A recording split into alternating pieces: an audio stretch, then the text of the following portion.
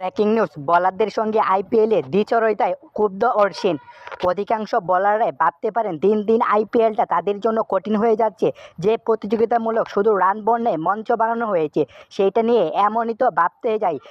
অনেকে তো বলছে যে কোনো দিন 300 রানও দেখে ফেলতে পারে আইপিএল সিজনে। 300 রানের প্রসঙ্গে সমর্থকদের বেশিরভাগই নিশ্চিতভাবে খুশি হবেন। এই দিনে সানরাইজ হায়দ্রাবাদ তো 283 রানও করেছিল, কিন্তু বলাররা এগুলোতে খুশি হবেন না, কারণ দখলটা যে তাদের উপর দিয়ে যাবে।